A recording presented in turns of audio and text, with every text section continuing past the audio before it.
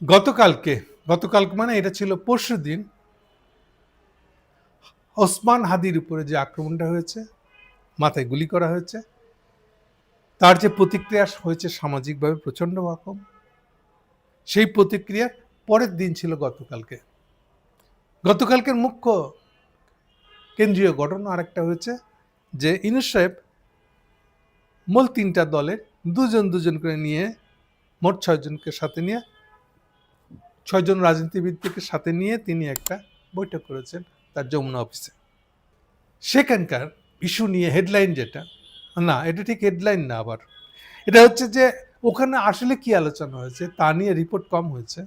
ভিতরের খবর বলি না আমরা, এই ধরনের ভিতরের খবর বিষয়ক একটা রিপোর্ট হয়েছে আজকে সমকালে।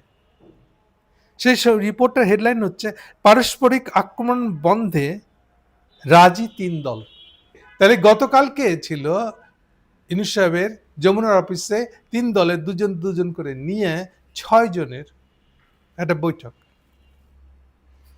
এখানে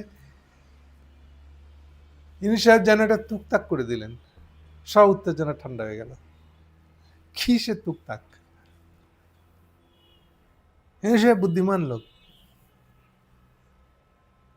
সব অভিযোগ যেন তার উপরে আর না আসে, এমনই এক টুকটাক ছেড়ে দিলেন উনি বললেন এই ধরনের ঘটনা ঘটতেছে এই কারণে, যেহেতু তোমরা নিজেদের মধ্যে ঝগড়া করো।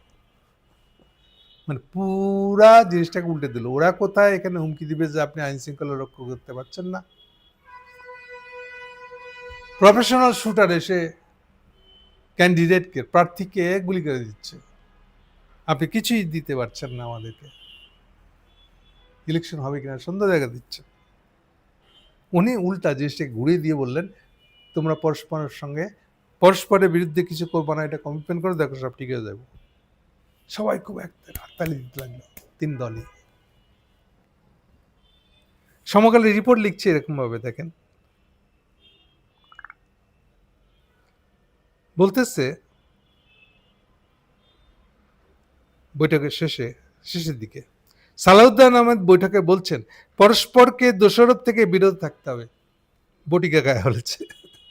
জামাতের সেক্রেটারি জেনারেল মিয়া গোলাম পরোয়ার বলেন দলীয় স্বার্থে একে অন্যকে প্রতিপক্ষ বানিয়ে ফেলেছি, আমরা বিরাট ভুল করে ফেলেছি। এনসিপির আহ্বায়ক নাহিদ ইসলাম বলেন দলগুলোর টানাপোড়েনে আমাদের জুলাইকে শেষ করে দিচ্ছে। কথা শুনলে মনে হয় হ্যাঁ তাই তো, খুব ভালো রিয়েলাইজেশন করছে। আচ্ছা প্রথমটা বলে নি, প্রথমটা হলো এই পত্রিকায় লিখতেছে যে ওখান থেকে বেরিয়ে আসার পরে কয়েক ঘন্টার মধ্যে এই প্রতিশ্রুতি কেউ রাখে নাই, এবং এই যে রাখে নাই সেই বরাতটা দিচ্ছে, রেফারেন্স দিচ্ছে ইউনূসের প্রেস সচিবের, যে তারা এখান থেকে বেরিয়ে যাওয়ার পরেই সবচেয়ে বড় যে ক্যাম্পেইনটা পরস্পরের বিরুদ্ধে শুরু হয়েছে সেটা হলো আপনার সাদিক কায়েমের সাথে ছবি দেখা গেছে, একটা এআই করা ভিউ, ওই কথিত শুটারের পাশে সাদিক কায়েমের ছবি বসাই দিয়ে বলা হচ্ছে এরা ফ্রেন্ড, এই যে এদের সঙ্গে সম্পর্ক ছিল। এবং শুধু ওখানে থামলে নাই, হতো রিজভি যেটা ভার্চুয়ালি বিএনপির অফিস সেক্রেটারি, মানে ফর্মাল অফিসে বসে থাকে সারাদিন, অফিসের অবস্থান ব্যাখ্যা করে, রিজভি করছে কি এটাকে সত্যি ধরে নিয়ে জামাতের বিরুদ্ধে আক্রমণ শুরু করছে। ফলে বুঝতে পারছেন যে কি অবস্থায় গেছে। পরবর্তীকালে অবশ্য অবস্থাটা এত খারাপ হয়েছে যে এত চোখের সামনে দেখা যাচ্ছে যে এটা একটা এআই করার ছবি নিয়ে আপনি এখন ক্যাম্পেইন, ছবি হয়ে থাকলে তাও হতো, আপনি এবার এটাকে সত্যি ধরে নিয়ে যখন ক্যাম্পেইন শুরু করছে তখন কে যে কার বিরুদ্ধে লাগছে আর কেন লাগতেছে তার কোনো তাল ঠিকানা নেই।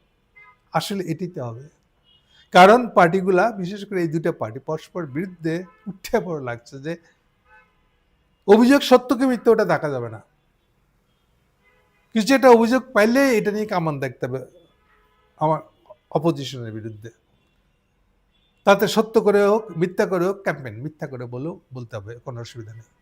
সার কথা হচ্ছে মানুষকে কনফিউজ করে দিতে হবে আর মানুষকে আমার এনিমির বিরুদ্ধে খেপাই দিতে হবে। তো এখন দুজনের বিরুদ্ধে করে, ফলে আলটিমেটলি সবাই সবার এনিমি হয়ে আছে, এখান থেকে কেউ বেরোতে পারবে না আসলে। আর এতে গেল বাইরের দিকটা, ভিতরের দিকটা নিয়ে আবার কথা বলি। ভিতরের দিকটা হলো যেইভাবে ইন্ডিয়া আষ্টে পৃষ্ঠে তারেকে বিএনপিকে জাপড়ে ধরছে, বা উল্টাটা তারেকও যেভাবে ইন্ডিয়ার গলা চাপড়ে ধরে বসে আছে, তাহলে তো পরিণতি এরকম হবেই। কে কার এনিমি আর কে কার ফ্রেন্ড, এর তো কোনো দিক নির্দেশ থাকবে না।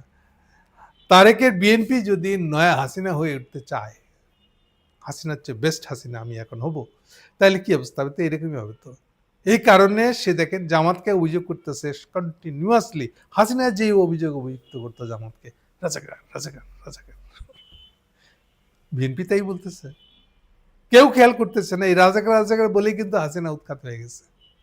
মরার আগে পর্যন্ত রাজাকার রাজাকার আওয়াজ তুলতে চাইছিল, কিন্তু পাবলিক খায় নাই, এটা তখন খাওয়ার অবস্থায় নাই। পাবলিক বুঝে গেছে এইসব রাজাকারের অভিযোগ তুলে খামোকা হাসিনা নিজের অপরাধটা ঢাকতে যাচ্ছে, এটা হচ্ছে মূল কথা। তামসার দিকটা হলো সেই রাজাকার অপরাধ দিয়ে এবার ইন্ডিয়ান প্ররোচনায় বিএনপি মাঠে নামছে। তার এনিমি ডেফিনেটলি ঠিক আছে, প্রতিদ্বন্দ্বী জামাত তার প্রতিদ্বন্দ্বী, কিন্তু জামাতকে এই রাজাকার বলে অভিযোগ দিতে হবে কেন? তার মানে এর বাইরে অন্য কিছু বলার তার নাই, অভিযোগ নাই আসলে।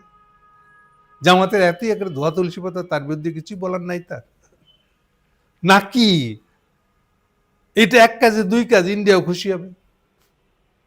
তাহলে এই যে সেকেন্ড কারণটা বললাম, এইটার কারণ যতক্ষণ থাকবে ততক্ষণ আওয়ামী লীগ বিএনপির এই কেঁচাও, এটা তো কোনো ভদ্র সভ্য রাজনৈতিক বিরোধিতা হবে না, এটা ইন্ডিয়ান দালালিটের ভিতরে ঢুকে যাবে। এবং ঠিক তাই হচ্ছে আসলে। তাহলে মূল জিনিসটা হলো এখান থেকে বেরোতে পারবে না। আর এমন একটা কথা বলবো, ইন্টারেস্টিং কথা, কে করতে পারে হাদিকে খুন বা হত্যার চেষ্টা?